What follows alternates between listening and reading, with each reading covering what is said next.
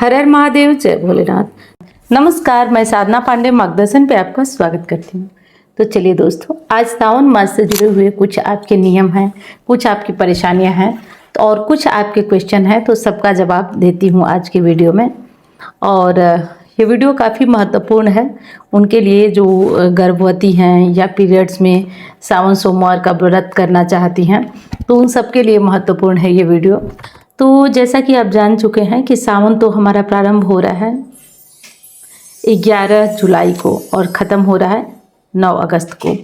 तो सावन मास का जो एक मास का टाइम होता है वो बहुत विशेष होता है, बहुत चमत्कारी होता है अगर नियम से इसका उपयोग किया जाए, नियम से इसमें कुछ प्रयोग किए जाए तो सावन मास में क्या करना है, कौन कौन से प्रयोग करना है, सब वीडियो चैनल पे जा रही है, हर दिन जा रही है। तो आप लोग चेक नहीं किए तो सावन मास के वीडियो कम से कम उस वीडियो को तो देख लीजिए, आपके लिए काफ़ी हेल्पफुल होगी। और हाँ, मैं आऊँगी 10 तारीख को लाइव, 10 जुलाई को लाइव आऊँगी, तो आप लोग वीडियो में लाइव में बने रहिएगा। कुछ विशेष बातें होंगी, उपाय होंगे, क्योंकि सावन अगले दिन से प्रारंभ हो जाएगा।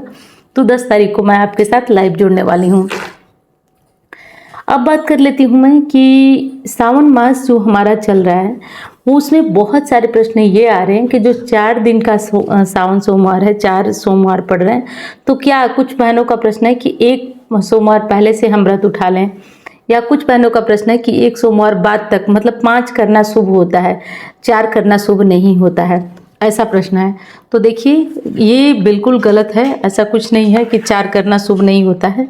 जितने सोमवार होते हैं उतने ही सोमवार आपको करना है, अधिक सोमवार करना जरूरी नहीं है। इस बात का ध्यान रखें आप कि 4 सोमवार होता है तो 4 ही सोमवार करें आप, अधिक करने की कोई आवश्यकता नहीं है। कोई नियम हो या आपके यहाँ का कोई ऐसा परंपरा हो तो वो कर लीजिए, वो अलग चीज़ है। लेकिन शास्त्र ऐसा कहता है कि आप सावन सोमवार ही करें, कोई 4-5 की गिनती का भेद नहीं है, तो ये मत करिएगा।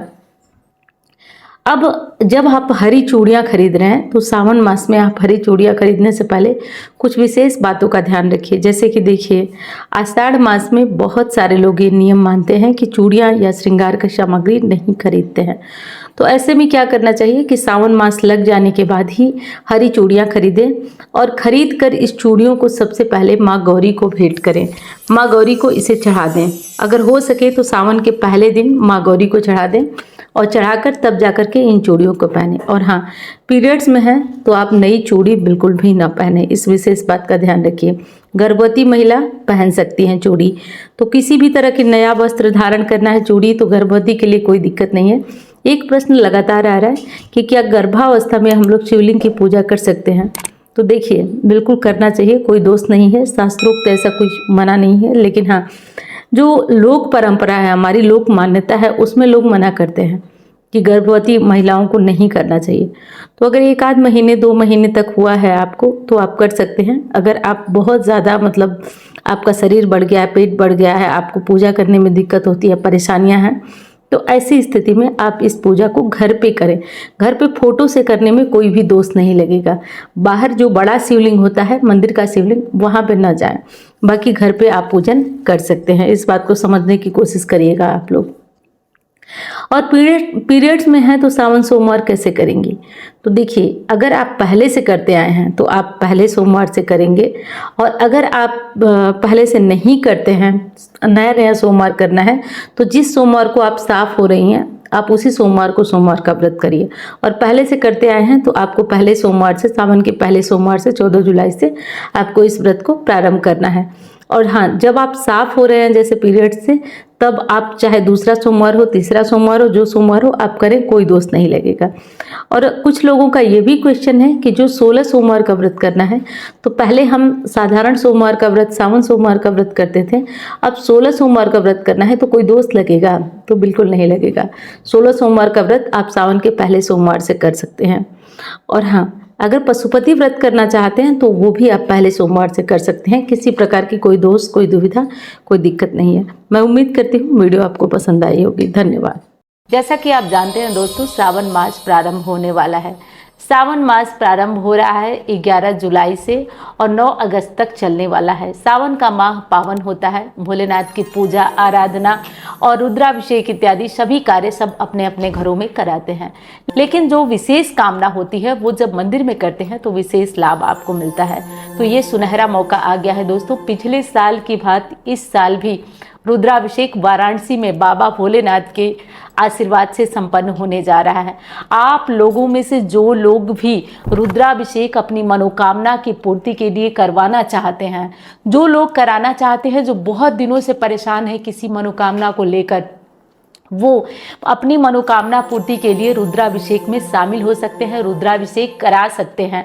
रही बात दक्षिणा की कि दक्षिणा कितनी लगेगी, तो एक चीज़ मैं दावे के साथ बता दूं दोस्तों कि जितना आप घर पे कराते हैं उससे भी बहुत कम हिस्सा आपका मंदिर में लगेगा। केवल इतना लगेगा कि आप ब्राह्मण लोगों को दक्षिणा आपके रुद्राभिषेक का दिया जा सके, और जो मंदिर का खर्च होता है, क्योंकि इतना आसान नहीं है वाराणसी के किसी मंदिर में जाकर के रुद्राभिषेक करा पाना, वो भी सावन मास में।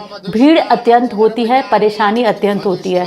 बड़ी जद्दोजहद और भाग दौड़ के बाद हम लोग ऐसा करवा पाते हैं, और आप लोगों का प्रेम है। और सबसे बड़ी बात कि बाबा के आशीर्वाद के बिना तो एक पत्ता नहीं हिलता है। बाबा की कृपा है और बाबा बुला रहे हैं आप लोगों को, इसलिए ये रुद्राभिषेक का आयोजन वहाँ हो पाता है।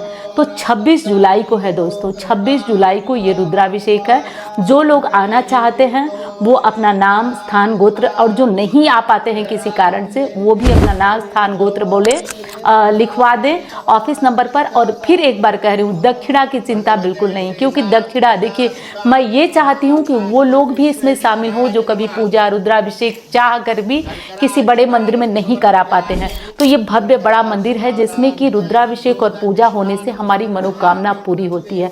बस एक बात का ध्यान आपको रखना है, ध्यान आपको ये रखना है कि अपनी मनोकामना, जैसे ऑफिस नंबर पर आप अपना नाम, स्थान, गोत्र नोट कराएंगे, मनोकामना किसी को नहीं बताएंगे। जब संकल्प लिया जाएगा तो आप अपनी मनोकामना बोलिएगा। जब आप नहीं आ पाते हैं तो लाइव चलेंगी चीज़ें। पिछली बार तो कनेक्शन काफ़ी कट रहा था फ्रीक्वेंसी जैमर होने के कारण, लेकिन इस बार हम लोग वायर्ड व्यवस्था कर रहे हैं जिससे कि लाइव का कार्यक्रम हमारा कटे ना। तो आप लोग उस लाइव में अपनी मनोकामना बोलिए, देखिए कैसे चमत्कार हो जाता है। दोस्तों, जब भी जीवन में कोई अड़चन आती है, मैं पिछली बार भी आपको बताई थी और इस बार भी मुझे कोई संकोच नहीं है, बाबा का ही आशीर्वाद है। जब भी कोई समस्या आती है, कोई अड़चन आता है, क्योंकि मैं भी मानव हूँ, आती ही आती है, और मैं ये अचूक अमोघ उपाय से बाहर निकलती हूँ। तो जब मैं बाहर निकल सकती हूँ तो आपको क्यों ना बताऊं? ऐसा नहीं हो सकता है कि मैं आपको ना बताऊं। आप भी 26 जुलाई को रुद्राभिषेक में शामिल हो सकते हैं, और जो लोग नहीं आ पाते हैं उनके नाम भी लिए जाएंगे लाइव में, लाइव कार्यक्रम में। तो लाइव कार्यक्रम को छोड़ के मत जाइएगा, लाइव कार्यक्रम में आपके भी नाम लिए जाएंगे। हाँ, ऐसे होगा कि जिन लोगों की जैसे बुकिंग होगी, जैसे जिनका नाम होगा, मान लीजिए कि जिनकी बुकिंग पहले होगी उनका नाम, स्थान और गोत्र पहले बोला जाएगा, और जिनकी बाद में होगी उनका बाद में। तो थोड़ा पेशेंस रखिएगा, धैर्य रखिएगा, और जैसे आप लोग हर बार अपनी दीदी पे अपना प्यार, अपना आशीर्वाद बना के चलते हैं, वैसे विश्वास बना के चलते हैं, वैसे बना के चलिएगा। मेरी बस यही चीज़ सोच रही हूँ मैं कि सभी का, जो लोग परेशान हैं उन सभी का रुद्राभिषेक को 26 जुलाई को ये रुद्राभिषेक आयोजित होने जा रहा है।